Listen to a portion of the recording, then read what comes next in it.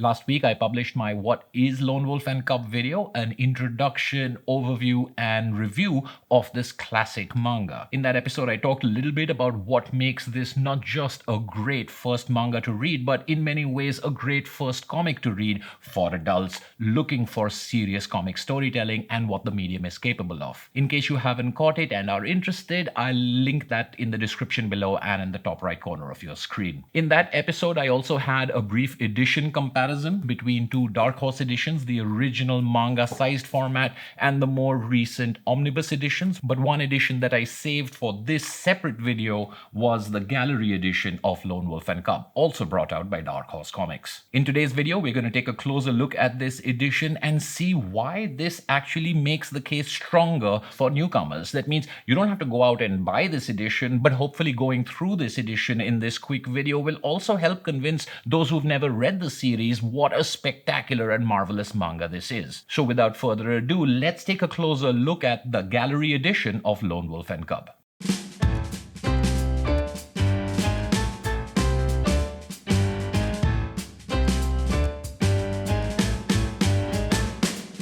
Now, if you're familiar with the Dark Horse Gallery editions, or if you've seen my Shelf 14 video in which I show the couple that I own, you'll know that the Dark Horse Lone Wolf and Cub Gallery edition is a little smaller compared to the others. And that's because American comics are larger in size than manga usually, and that means the original art is larger than manga art. Still, compared to the format that they were originally published in, this is proportionately a much larger size, so it gives you an idea of how much was shrunk in order to get to the final print form. And a big part of the beauty of this particular edition is the appreciation of the artwork at a size that may not always be appreciable once it was shrunk down. The gallery edition contains the same superb binding and end paper design that we have come to expect from Dark Horse. The full title page is done in a shade of green, not quite black. And the edition starts with this spectacular full-page watercolor, something that's very unusual for me. I haven't seen any Lone Wolf and Cub in color outside of this edition. In some manga that I've read, I've seen that the first couple of pages of a volume could be in color, even though the rest of the series is in black and white. But that's not the case with Lone Wolf and Cub, at least the Dark Horse editions of it in English. So seeing something related to Lone Wolf and Cub in color automatically starts you off in a very unusual and unique point of view. The foreword over here is by the editor of this volume, Chris Warner, and in this introduction he mentions a couple of things that I think this particular edition does a fantastic job of highlighting. For example, talking about Kojima's art over here, he says, looking at the art, you get the feeling that the pages were just the means to an end. Though the drawing is sublime, there is no showing off, no elaboration. There is exactly as much drawing, as much visual information as is necessary. The art is completely about telling a story. It is art to be read. And I think that's a really simple but perfect way to put across what makes this manga so special. As I mentioned in my previous video, I don't think there's a single wasted panel in here, and in spite of it being something that is 8,000 pages in length, published in only 6 years, something the editor points out would take over 30 years to do in a monthly American comic. In spite of this incredible density, there is nothing that is throwaway, and it does require you to pay attention and move from panel to panel, whether you're moving cinematically, whether you're moving musically, or actually in a very unique comics format, that every single thing has its place for the purpose of storytelling rather than the purpose of showing off any one particular composition. And as we go through this edition, as we see this unique format in which we get the original art replicated on the right-hand side of the book with the flipped for Western audiences and translated page on the left-hand side,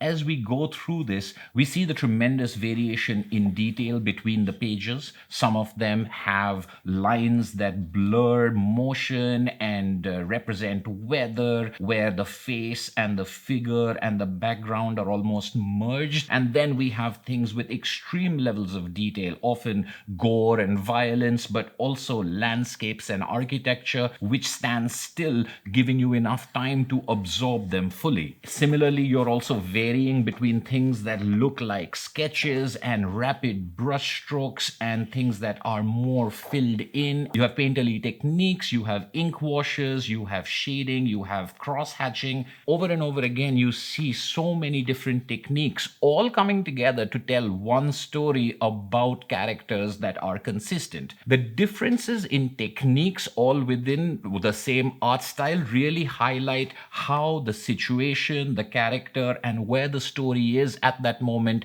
determines how it's going to be presented to you. Rather than try to establish a template for how every single thing in the story is going to go, the story's variation actually comes across in the level of detail, in the technique chosen for that particular scene, sequence, or setup, which is one of the most impressive things about this book. This large size format giving you these yellowed pages with tape and production mark across all of this. The introduction does say how odd it is that the artist and the publishers have treated what would go on to become such revered artwork with almost callousness, where there are so many production marks, where there's signs of tape and notation and corrections all over the place, with very little regard to try to preserve these as pieces of art, because it's obvious that the story is the most important thing, and putting these pages together and getting them reproduced in order to tell the story was far more important to them than preserving something for history as a frameable piece of art. The most obvious and significant impact of this edition is, of course, the large size. Given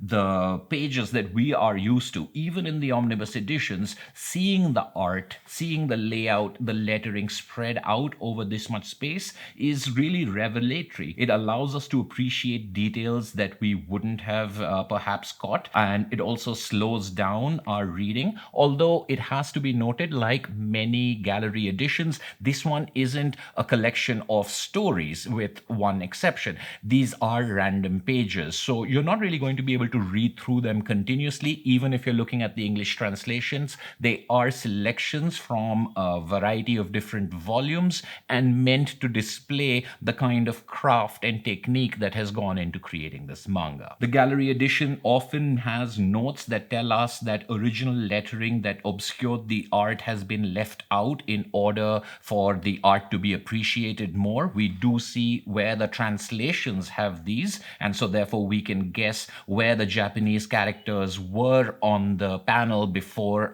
they were left out. That's not the case for where the lettering was painted onto the panel. That's only the case of where the lettering was part of an overlay that fell over the art. That's the one that's been left out, the overlay lettering, not the painted lettering. You can see where lettering was pasted on. The color difference between the original art paper's yellow and the white of the pasted pieces are very obvious, as are whiteout and corrections, as well as what looks to me like the filling in of the Japanese characters. They seem to be filled in with white as well. Of course, since I've only read it in the English translation, that is a unique effect that I wasn't aware of until I saw this edition. And I have to say that even though I like having English lettering for sound effects, there is something a lot more artistic about the Japanese lettering. It looks like it's part of the art in a way that the English lettering, as close as it gets to replicating it, just doesn't quite achieve. Another interesting thing about the gallery edition is every now and then you will come across a page that features color. They are not fully colored. It's not like they're completely saturated with a full spectrum of colors.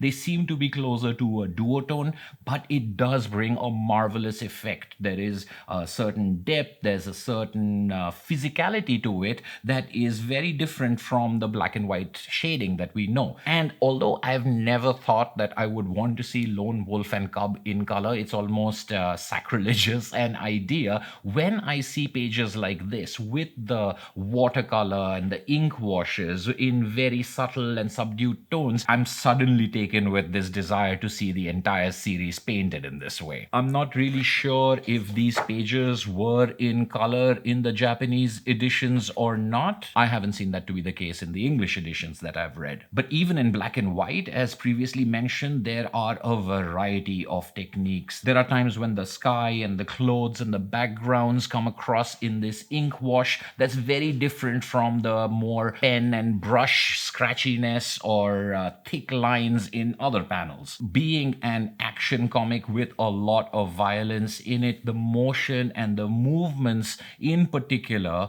are sort of signatures of this series. This series had a kineticism to its violence and a speed to its movement that wasn't seen before, and even though it's been imitated many times since, this has very seldom been recreated in the same way, particularly over the number of pages that this series had. And this gallery edition provides stillness and movement both in so many different ways that you, I think, really appreciate what's gone into something that you might have quickly read over if you read the series.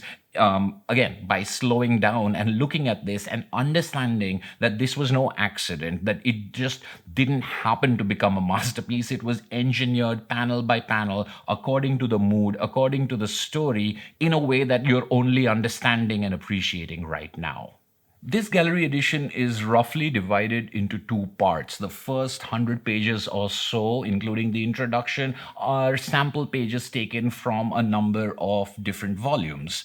The second half of this book is chapter 142. That's the last chapter of the Lone Wolf and Cub saga, and this is the entire chapter presented in original art. Every single page, every single panel in its entirety. Now, I know I had a spoiler warning right at the beginning, but once again, if you don't want to know how this series finally ends, don't go any further with this video. Or skip right to the end, I'll leave a timestamp below. So chapter 142, Arms, is the final chapter presented over here in its entirety. This shows the very end of the final battle that Ogami Ito is having with the leader of the clan that betrayed him and ruined his life, which actually has been going across a couple of chapters. This is a battle that is told in almost real time. It's one of the longest fight sequences in the history of comics, panel by panel, breath by breath, stroke by stroke, and this is the very end of it. It starts with that beautiful watercolor of the sunrise that we saw right at the beginning of this edition, full of notes and production remarks. And then we get into the scene where we had left off the previous chapter. This series of pages are perhaps the best example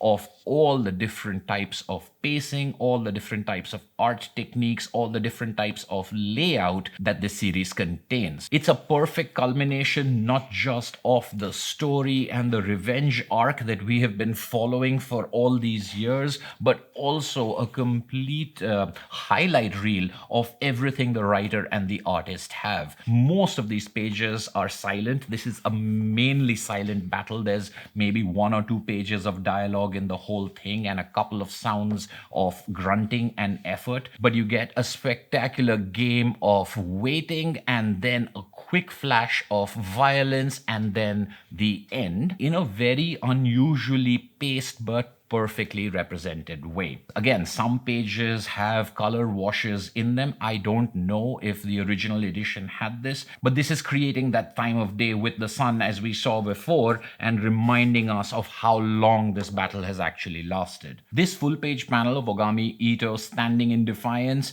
wounded and bleeding and torn, is more than just a pin-up or a poster. It is, like this chapter, a culmination of everything that has come before, and what we see in his eyes, what we see on his face, what we see on his clothes presented in this large format really drive home the journey that he and by proxy we have been on all this while, and where we have come and what we have come to. The action in this chapter is superbly paced. You have 3 or 4 pages of them just waiting and watching each other. You have him collapsing and falling to the ground without having moved an inch, without them having touched each other from his previous wounds, which seem mortal. You have the approach, you have the element of surprise, and suddenly we burst into action with movement and blurred lines and sounds coming out of nowhere after all this waiting. And then we get to the point where his opponent uses the same technique that Ogami Ito has used so many times before to prevent the sword from coming down on his head, to prevent Ito from killing him. And now we get back into the hold. Again, we have a couple of pages in which he's just holding, and the first and really the only lines of dialogue in this entire story. I don't want to give a plot summary over here. What I would like to point out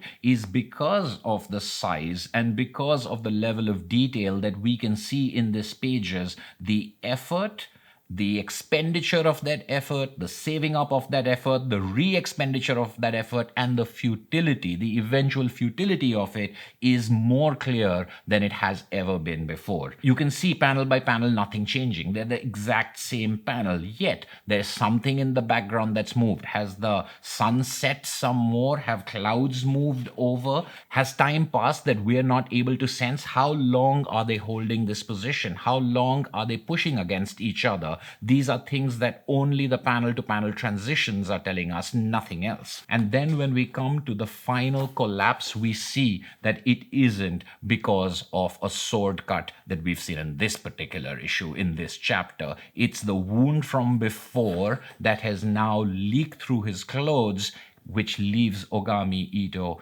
helpless. It's only the holding of the sword that his enemy has to do for a certain period of time before his bleeding makes him fall. And that is something that if you've read the story, you know how it ends. You know he doesn't get to take his revenge. You know he doesn't get to kill the person that he has been trying to kill for all these years. But still, seeing it in this original art at this size, seeing these panels take a little more time, it seems to me that I felt the bleeding out. I felt that effort of him trying to drive the sword down, and with every ounce of effort, him bleeding some more, and his enemy just holding the blade, resisting him until his own blood loss led to his death.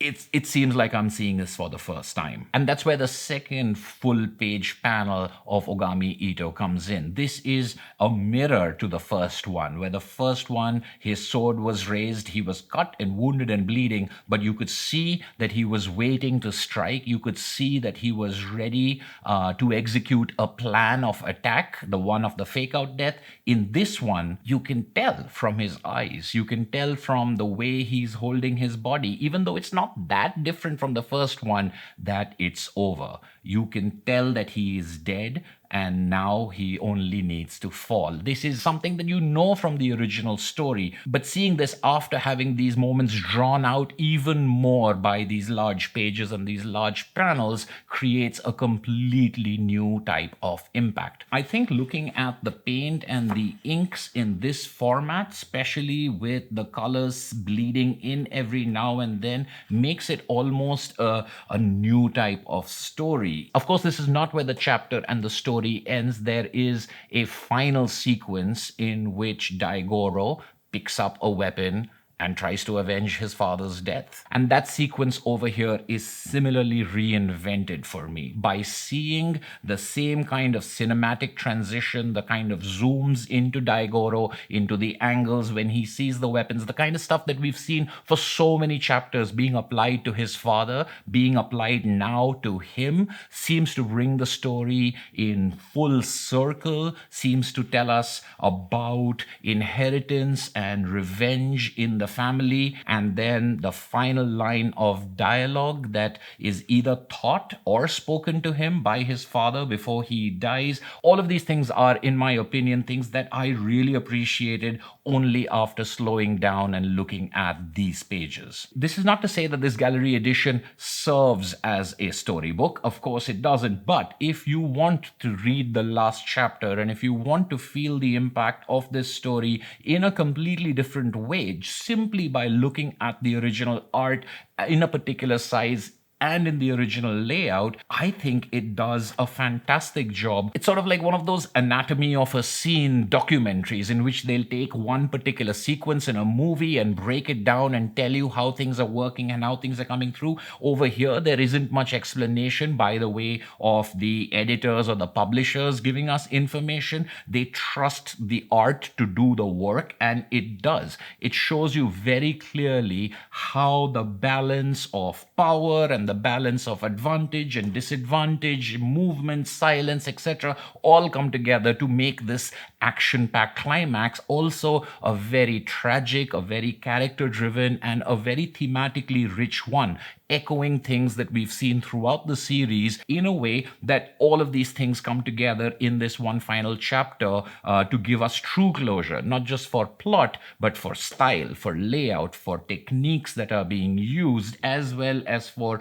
motifs that have recurred throughout and ideas that have been central to every single chapter of this tremendous and epic series. So spoilers end. And when the story ends, we get in this gallery edition just one more page, biographical sketches of Kazuo Koike and Goseki Gojima, and that's it. It's really about these pages. It's about what has been collected together to give you an idea of what went into producing this epic and what went into concluding it. The large size is not a magnification of what was created. This is how the writer and the artist of the original series conceived and executed it. It's actually a shrinking down of this, which is usually what happens in comics, and that's why it's so much fun to look at original art pages. You get to see the craft at the level that the artist was practicing it at, not at the level that manufacturing or production allowed us to read it. This becomes an experience where even someone like me who doesn't know anything about art and art techniques has no option but to be blown away by the achievement of this comic. So irrespective of whether you're a fan of this series or not, I think this is a great edition to get. It will obviously work best for those who have read the entire series and want to reread the last chapter in a way that they haven't seen before. But honestly, even if you haven't, or even if it's difficult for you to get your hands on this series, this book is more than enough to convince anyone that Lone Wolf and Cub is a true masterpiece. I hope you enjoyed this video. If you're interested in seeing a couple of the other gallery editions I have, check out my Dark Horse Gallery Editions playlist over here. As always, I'd love to have your comments and questions below. If you're new here, consider subscribing. This has been For the Love of Comics. Thank you for watching, and I'll see you at the next video.